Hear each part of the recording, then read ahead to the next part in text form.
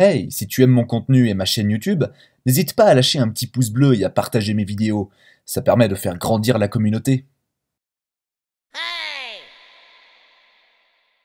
Bonjour à toutes et à tous et bienvenue dans ce nouvel épisode du Petit Astronome. Après avoir parlé des exoplanètes et de la terraformation, il est temps d'aborder un autre fantasme de la science-fiction et du grand public, à savoir la vitesse de la lumière. Qu'est-ce qu'elle représente? Peut-on l'atteindre avec un vaisseau spatial? Et surtout, peut-on la dépasser? Tout un tas de questions que nous allons répondre maintenant.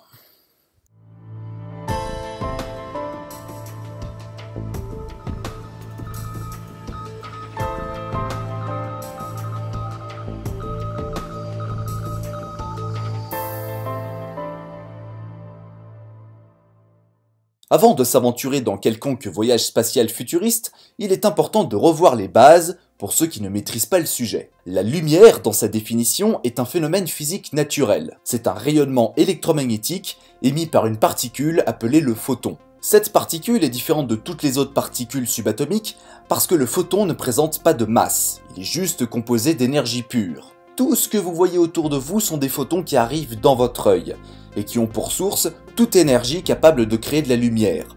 Ça peut être de la lumière naturelle, comme le soleil, principale source de lumière dans tout le système solaire, ou bien artificielle, c'est-à-dire tout ce que l'homme produit en lumière, les écrans, les projecteurs, les lampes de bureau, etc. Aussi surprenant que cela puisse paraître, la Terre et la Lune n'émettent pas de lumière, elles reflètent juste la lumière du soleil. Et c'est valable pour tous les corps célestes du système solaire.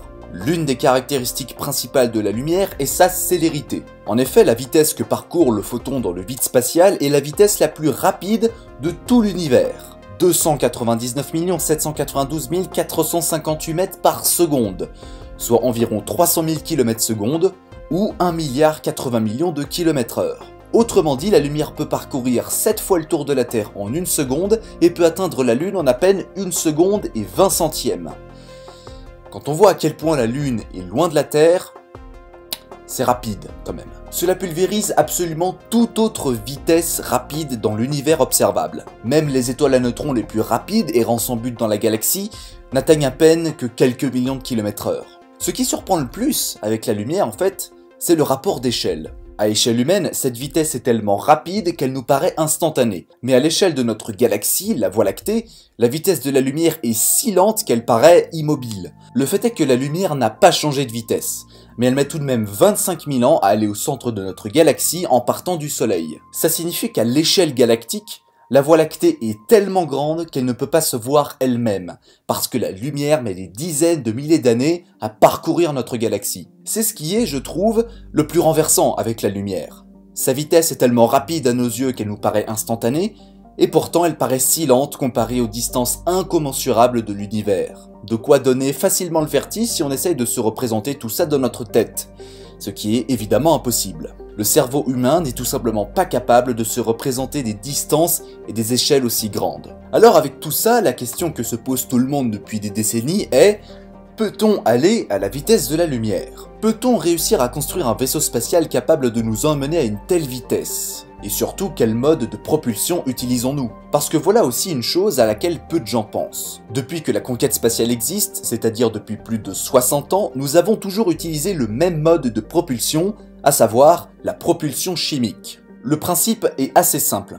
Avoir un lanceur qui a telle masse et éjecter du carburant dans le sens inverse de sa direction pour le faire avancer. Sur le papier, ça paraît plutôt simple, mais il faut quand même éjecter une quantité énorme de carburant pour l'envoyer en orbite basse terrestre. Le problème avec ce mode de propulsion, c'est que ça marche très bien pour les voyages dans le système solaire, mais très peu efficace pour un voyage interstellaire à longue durée. Dans l'espace, plus on veut aller vite, plus il nous faut de carburant. Mais n'oubliez pas que la lumière est une particule composée d'énergie et non de masse, et qui se comporte comme une onde électromagnétique. En d'autres termes, cela signifie que plus vous voulez aller vite, plus il vous faut de carburant, et donc de masse. À terme, aller à la vitesse de la lumière à l'aide de la propulsion chimique nécessitera une quantité infinie de carburant et d'énergie.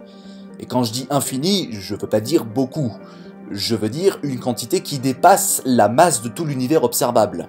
Rendez-vous compte, la masse totale de l'univers observable n'est pas suffisante pour vous permettre d'atteindre la vitesse de la lumière. Alors, il faut trouver un autre moyen, une alternative.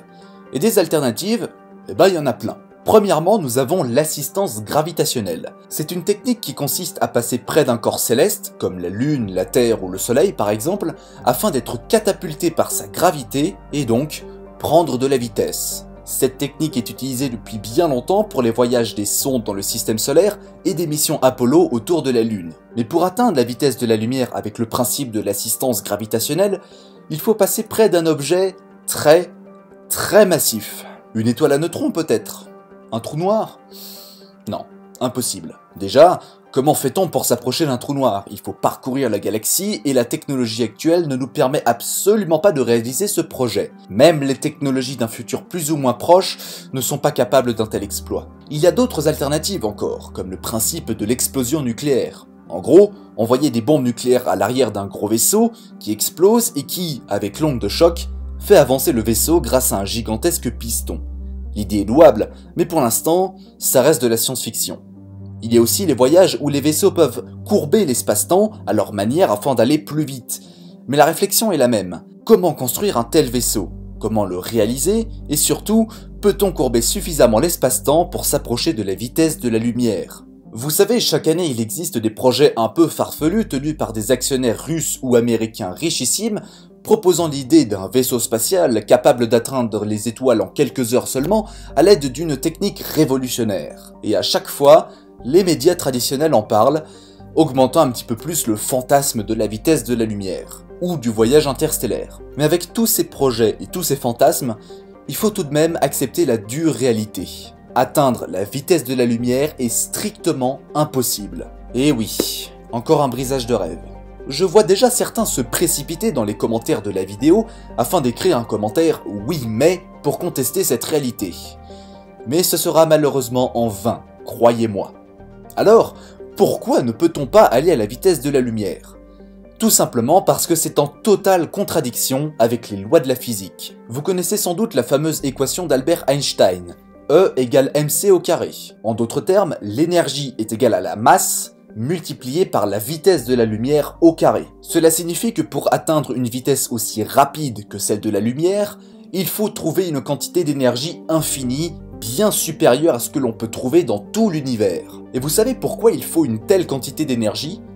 Eh bien parce que nous avons une masse, et que toute masse a besoin d'énergie pour avancer, pour se déplacer dans l'espace-temps. Le seul moyen d'atteindre cette vitesse faramineuse et de retirer la masse de l'équation. C'est pour ça que le photon peut atteindre la vitesse à laquelle il va. C'est parce qu'il n'est pas composé de masse, mais juste d'énergie pure. Et comme il nous est catégoriquement impossible de se transformer en objet sans masse, mais juste composé d'énergie pure, atteindre la vitesse de la lumière, ou même la dépasser, est tout simplement irréalisable. D'autant plus que selon la théorie de la relativité générale, plus on va vite dans l'espace-temps, plus le temps se dilate avec notre point de vue. La lumière est la fin de la dilatation de l'espace-temps, car rien ni personne ne peut atteindre ou dépasser cette vitesse. Cela signifie que même si vous êtes omnipotent et que vous arriviez à vous déplacer comme un photon, le temps se sera tellement dilaté avec la relativité générale qu'il ne s'écoulera même plus. Vous pourrez parcourir les amas de galaxies à travers l'univers si vous voulez, mais le temps n'aura plus aucune signification pour vous.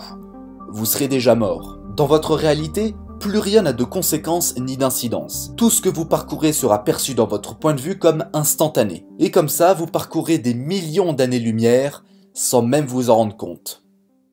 C'est triste, hein? Et pourtant, c'est la réalité. C'est une vérité dure à accepter parce que la vitesse de la lumière est l'un des principaux fantasmes de la science-fiction et du grand public. Et c'est justement là tout le crédit de la science-fiction. On peut se passer des lois de la physique pour raconter nos histoires. Mais dans le monde réel, même avec une chaîne d'astronomie, tâchons de garder les pieds sur terre. Cet épisode est à présent terminé, j'espère qu'il vous a plu, et si c'est le cas, n'hésitez pas à le partager sur vos réseaux sociaux préférés. Et quant à moi, je vous dis à la prochaine pour une nouvelle vidéo, et d'ici là, n'oubliez pas que le silence éternel de ces espaces infinis nous surprendra toujours. À bientôt!